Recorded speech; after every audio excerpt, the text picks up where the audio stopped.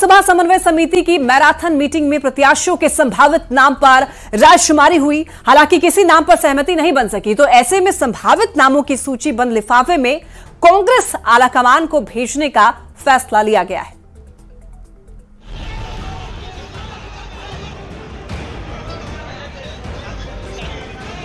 धनबाद में बंद कमरे में कई घंटे चली बैठक के बावजूद कांग्रेस उम्मीदवार के नाम पर सहमति नहीं बन सकी।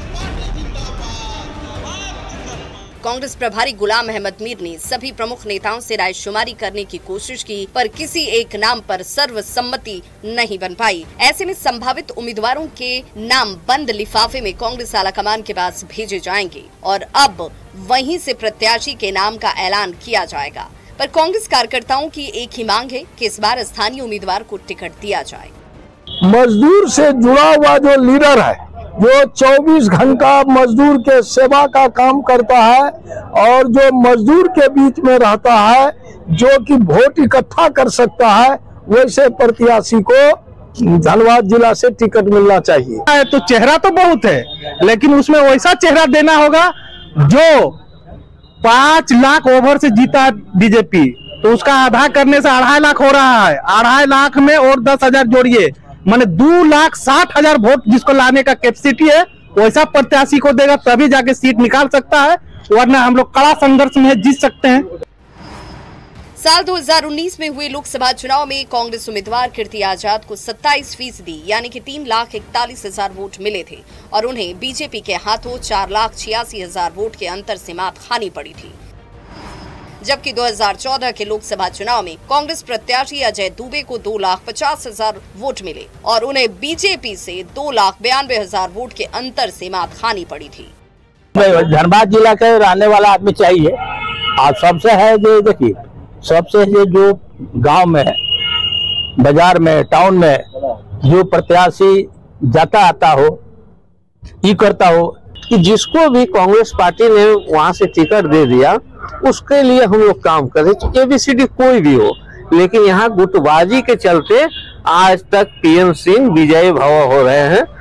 मजदूर बहुल धनबाद लोकसभा सीट पर एक बार फिर चुनावी सरगर्मी तेज हो चुकी है, पर अब तक न तो बीजेपी और न ही कांग्रेस ने किसी उम्मीदवार के नाम को फाइनल किया है। ऐसे में सबकी निगाहें उम्मीदवारों के नाम की घोषणा पर जाकर टिकी हुई हैं।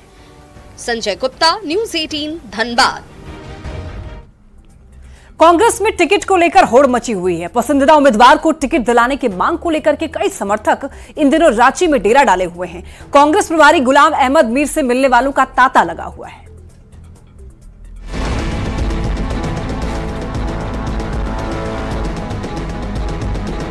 सर्किट हाउस में इन दिनों झारखंड के गांव-गांव से कांग्रेस कार्यकर्ताओं का तांता लगा हुआ है।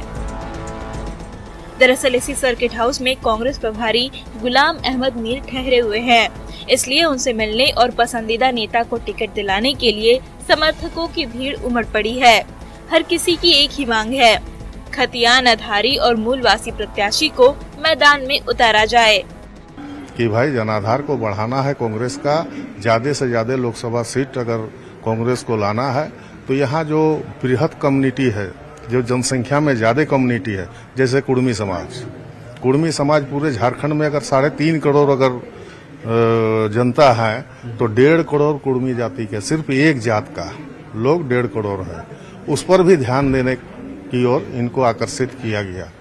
जो भाजपा के भी केडर है, वो हम लोग से भी संपर्क कर रहे हैं कि इस बार हम लोग एकदम भाजपा को वोट ना देके कांग्रेस का कोई भी स्थानीय प्रत्याशी होगा तो उनके साथ हम लोग हैं, लेकिन अंदरूनी तरीके से रहेंगे, वो संपर्क में हम लोग के साथ। गठबंधन के अंदर 14 लोकसभा सीट के बंटवारे को लेकर अब भी मंथन जारी है। हर सीट पर चुनाव जिताऊ उम्मीदवार की तलाश हो रही है। टिकट के दावेदार रांची से लेकर दिल्ली तक लॉबिंग करने में भिड़े हुए हैं। बीजेपी का सामना करने के लिए खतियानधारी और मूलवासी प्रत्याशी की मांग जोर शोर से उठ रही है। जनता को भी टेस्ट है, जब आप कहते हो कि हमें इस तरह का चाहिए, अगर हम दे रहे हैं वो, तो फिर भी आप किसी और स्लोगन को लेकर फिर कल फैसला गलत दोगे तो वो तो जनता पर भी ब्लेम आएगी ना। तो इसलिए हम देखेंगे कि ज्यादा से ज्यादा लोग वो हो जो यहाँ के जनता की इच्छा हो।